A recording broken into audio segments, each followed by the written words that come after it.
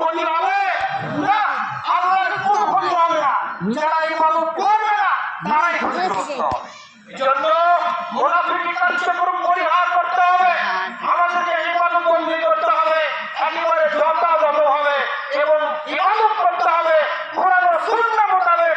কোনো বিদআত ইবাদত করা চলবে না। পৃথিবীতে 4 নম্বর শ্রেণীর মানুষ তারাই যারা আল্লাহকে বিশ্বাস করে না, আল্লাহর ইবাদতও করে না। এরা হচ্ছে কাফের। এদের ব্যাপারে আল্লাহ রাব্বুল আলামিন বলেছেন, ইন্নাল্লাযীনা কাফারু সাওয়াউন আলাইহিম আনযারতাহুম আম লাম তুনজিরহুম লা ইউমিনুন। হে নবী, আপনি তাদেরকে ভয় দেখান আর না দেখান, ওই লোকদেরকে জান্নাতের কথা বলুন আর না বলুন, জান্নাতের কথা বলুন আর না বলুন, জাহান্নামের ভয় দেখান আর না দেখান, এটা তাদের কাছে সমান। তারা ঈমান আনবে না। আজও এক শ্রেণীর মানুষকে কোরআন ও হাদিসের কথা বলেও না হয়, না বলেও তাই হয়, সালাতের কথা বলেও না হয়, না বলেও তাই হয়, তারা সালাত আদায় করে না, তারা ঈমান আনে না। এরা হচ্ছে কাফের। আর এই কাফেরদের জন্য জাহান্নাম রেডি হয়ে আছে। এই যে 4 শ্রেণীর মানুষের কথা বললাম, এই 4 শ্রেণীর মধ্যে 3 শ্রেণীর মানুষ হলো জাহান্নামী, 1 শ্রেণীর মানুষ হলো জান্নাতি।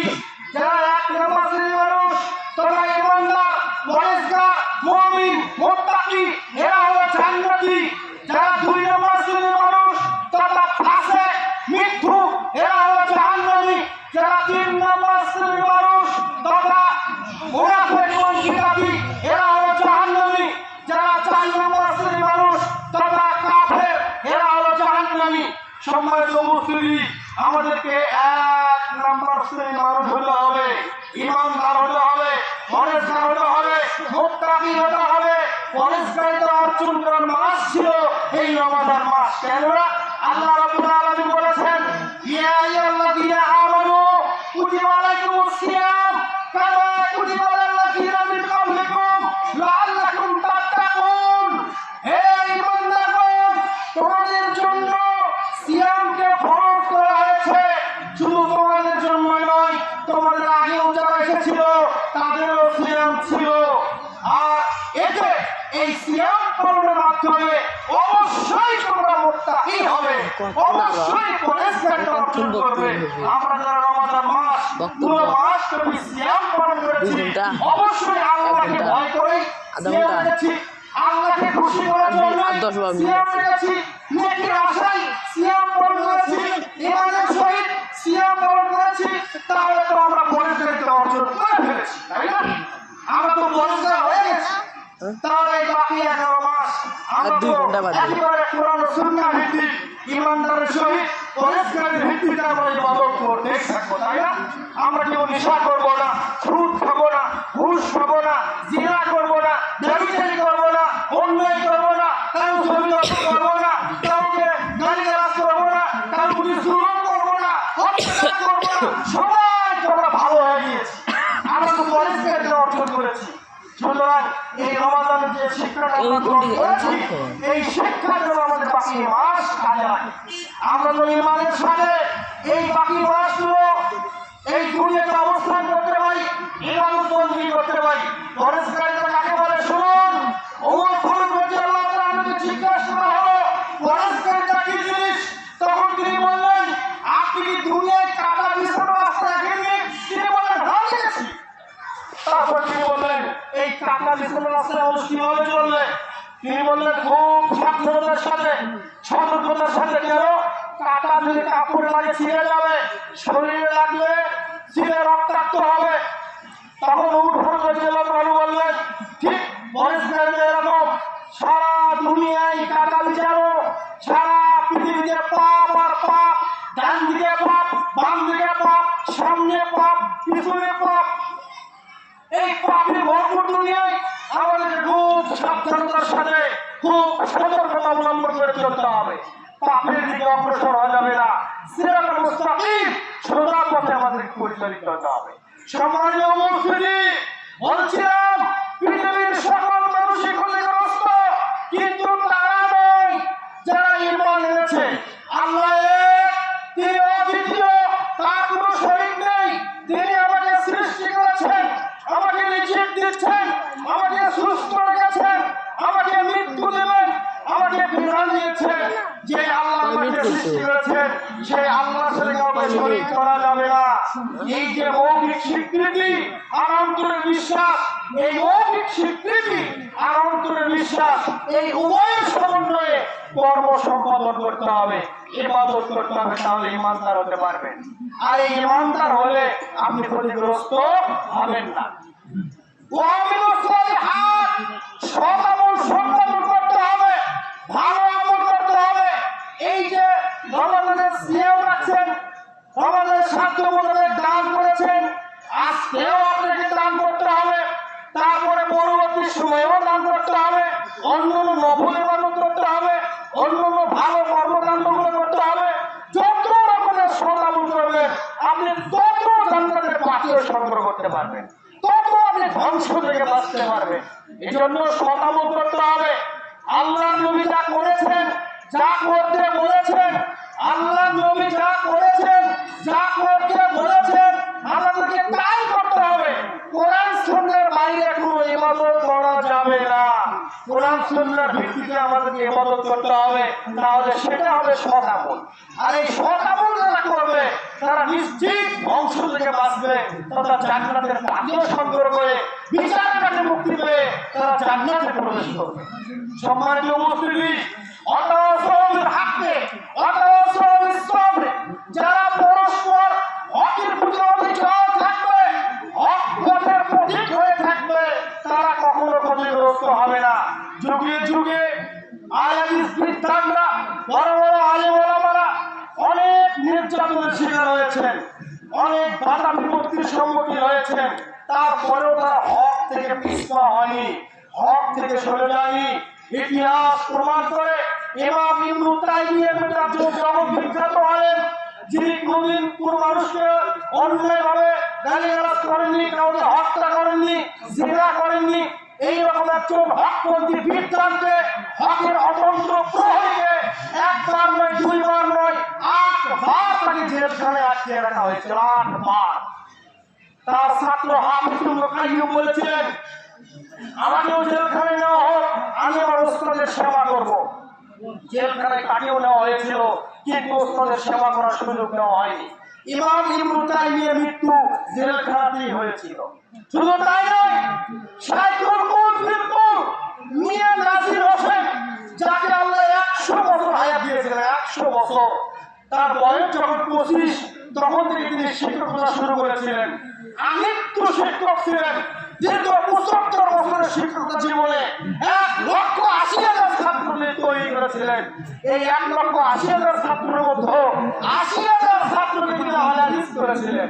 এইরকম একজন বড় মাপের বিদ্যাকে, আলেমকে অন্যায়ভাবে রাউলপিন্ডির কারাগারে ১ বছর আটকে রাখা হয়েছে। শুধু কি তাই, শাওলিউল্লাহ মুহাদ্দিস রাহিমাহুল্লাহ আলাইহি, যিনি কোনদিন অন্যায় করেননি, তার লিখিত কিতাব হুজ্জাতুল্লাহিল বালিগা, এই কিতাবে লিখেছিলেন, হুক্কাম কুল্লা নিজাম, সকল বিধান বাতিল করো। পৃথিবীতে মানুষের তৈরি কোনো বিধান আছে, সকল বিধান বাতিল করে ওহির বিধান কায়েম করো। কার বিধান কায়েম করতে হবে? সকল বিধান বাতিল করো, ওহির বিধান কায়েম করো। এই কথা অপরাধে তাকে হত্যা করার জন্য ২০০ গুন্ডাকে, সন্ত্রাসীকে ধারালো তরোয়াল দিয়ে লেলিয়ে দিতে দাও, সেখানে শাওলিউল্লাহকে পাওয়া যাবে, সেখানে তাকে হত্যা করবা।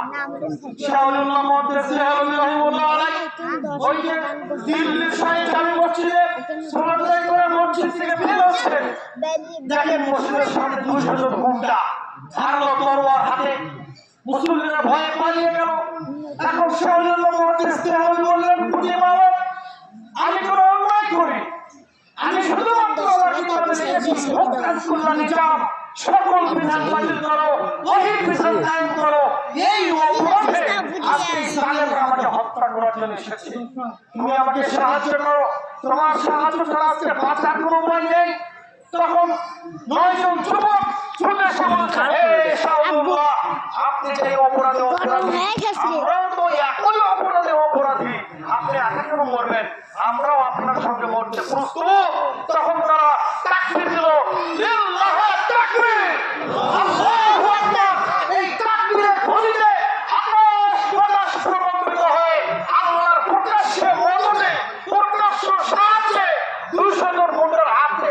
আবার মাটিতে পড়ে যায়, তারা অলিউল্লাহকে তরণা হাত করতে পারেনি। অসম্ভব, অবাস্তব বিষয় নয়। যখন আমার নবী, আপনার নবী যখন সেই পাহাড়ের চূড়ায় দাঁড়িয়ে কাফেরদের লিডারদের নাম ধরে রাখলো, কোথায় আবু লাহাব, কোথায় উতবা, কোথায় সাইবা, কোথায় আবু জাহল, তোমরা সবাই চলে আসো। সব কাফেরদের লিডাররা চলে আসলো। অতঃপর নবী সাল্লাল্লাহু আলাইহি ওয়াসাল্লাম বললেন, আমি যদি আজকে তোমাদেরকে কোনো কথা বলি তোমরা কি বিশ্বাস করবে না? তখন তারা বললো, হ্যাঁ, আমরা তো তোমাকে আলামিন বলে বিশ্বাস করছি, আলামিন বলে উপাধি দিয়েছি, তো আজকে কি এমন কথা বলবো যাই বিশ্বাস করবো না? দেখি বলো তো কি বলবো? তখন রাসূল সাল্লাল্লাহু আলাইহি ওয়াসাল্লাম বললেন, এই যে পাহাড় আমি দাঁড়িয়ে আছি, এই পাহাড়ের পেছনে একদল লোক অস্ত্র শস্ত্র নিয়ে প্রস্তুত, যে কোনো মুহূর্তে তোমাদের উপর হামলা করবে, তোমরা কি বিশ্বাস করো? তারা বললো, হ্যাঁ বিশ্বাস করি। তখন আল্লাহ নবী বললেন, ঠিক এইরকম তোমরা যদি আমার প্রতি ঈমান না আনো, আল্লাহর প্রতি ঈমান না আনো, আমাকে নবী হিসেবে বিশ্বাস না করো, তাহলে ফেরেশতারা প্রস্তুত তোমাদেরকে টেনে এসে জাহান্নামে নিয়ে যাবে। তখন আবু লাহাব তার চাচা বলল, তাবারাকালি হাযিহি জামাআতুনা, হে মুহাম্মদ, তুমি কি এই কথা বলার জন্য আমাদেরকে ডেকেছো? 11 আমারও 10 মিনিট। একটা পাথর হাতে নিয়ে নবীকে উদ্দেশ্য করে নিক্ষেপ করার জন্য এইভাবে হাত উত্তোলন করলো। তখন আপনার পক্ষ থেকে ওহী নাযিল হয়ে গেল, তাকবাত ইয়াদা আবি লাহাবি ওয়া তাব, ধ্বংস আবু লাহাবের দুই হাত। আর আবু লাহাব পাথর নিক্ষেপ করতে পারলো না। এটাও যেমন সম্ভব আল্লাহর প্রকাশ্য মদদে, ওই যে 200 জন বন্দার হাত থেকে তরবার পড়ে গিয়েছিল, এটাও সম্ভব আল্লাহর প্রকাশ্য মদদে। যুগে যুগে যারা হকের অতন্ত্র প্রহরী ছিলেন, হকপন্থী বিদ্বান ছিলেন, তারা এইরকম বাধা বিপত্তির সম্মুখীন হয়েছিলেন। আমরা 35 সূত্রে আহলে হাদিস, আমার দাদা আহলে হাদিস, আমার বাবা আহলে হাদিস, সেই সূত্রে আমিও আহলে হাদিস, আমার সন্তানও ওই সূত্রে আহলে হাদিস হবে। কিন্তু আজকে যারা মাযহাবের মধ্য থেকে, হানাফিদের মধ্য থেকে কোরআন ও হাদিস রিসার্চ করে বুঝে ওই মাযহাব ত্যাগ করে যারা সহিহ আকীদা গ্রহণ করছেন, আহলে হাদিস হচ্ছেন, তাদের উপর যে কত নির্যাতন হচ্ছে আপনি বুঝতে পারছেন না। বাপ তার সন্তানকে শ্রেষ্ঠ পুত্র ঘোষণা করছে, সন্তানের মানে সম্পদের অংশ দিচ্ছে না, মসজিদ থেকে তাদেরকে খোলা ধাক্কা দিয়ে বের করে দিচ্ছে, চুরি আমিন বলতে দিচ্ছে না, কত রকমের নির্যাতন। তার ধরো তারা হক গ্রহণ করেছে, হকের প্রতি অবিচল আছে। আহলে হাদিস মসজিদ বিভিন্ন মাযহাবেরা তারা ভেঙে চুরমার করে দিচ্ছে, আহলে হাদিস মাদ্রাসা ভেঙে দিচ্ছে, কত নির্যাতন আছে। তারপরেও আমাদেরকে হকের প্রতি অবিচল থাকতে হবে। সম্মানিত উপস্থিতি, যারা বিপদ আপদে ধৈর্যের প্রতি অটল থাকবে, ধৈর্য ধারণ করবে, তারা কখনো ক্ষতিগ্রস্ত হবে না। আমাদেরকে ধৈর্যের পরিচয় দিতে হবে। বিপদ আসে আল্লাহর পক্ষ থেকে পরীক্ষার জন্য, তাহলে যতই বিপদ আসুক না কেন অধৈর্য হওয়া যাবে না। আল্লাহকে স্মরণ করতে হবে, ধৈর্য ধারণ করে বিপদ থেকে উদ্ধার চাইতে হবে, আল্লাহর কাছে সাহায্য চাইতে হবে। এই জন্য আল্লাহ বলেছেন, ইয়া আইয়ুহাল্লাযীনা আমানু ইসতাঈনু বিস-সাবরি ওয়াস-সালাহ, হে ঈমানদারগণ, তোমরা সালাতের মাধ্যমে আর ধৈর্যের মাধ্যমে আল্লাহর কাছে সাহায্য চাও। আল্লাহ নিশ্চয় আল্লাহ ধৈর্যশীলদের সঙ্গে থাকেন। আমরা যদি ধৈর্য ধারণ করি, আল্লাহ আমাদের সাথী থেকে আমাদেরকে এই বিপদ থেকে উদ্ধার করবেন। এই জন্য ধৈর্যের প্রতি অবিচল থাকতে হবে। ইসরায়েলের 3 জন ব্যক্তি বাড়ি থেকে বের হয়েছেন, আকাশে প্রচন্ড মেঘ, ঝড়ো হাওয়া শুরু হলো, তখন তারা একটা পাহাড়ের গুহার মধ্যে আশ্রয় নিল। আল্লাহর পক্ষ থেকে ওই গুহার মুক্তি বন্ধ হয়ে গেল। তখন 3 জন তো বিপদে পড়ে গেল। তারা বলল, আমাদের জীবনে যদি ভালো কোনো আমল থাকে তো এই আমলের কথা আমরা আল্লাহর কাছে তুলে ধরি, আল্লাহ অবশ্যই আমাদেরকে বিপদ থেকে রক্ষা করবে। তখন একজন বললেন, প্রতিপালক, আমার একটা গাভী ছিল, এই গাভীর দুধ দহন করে আমি প্রথমে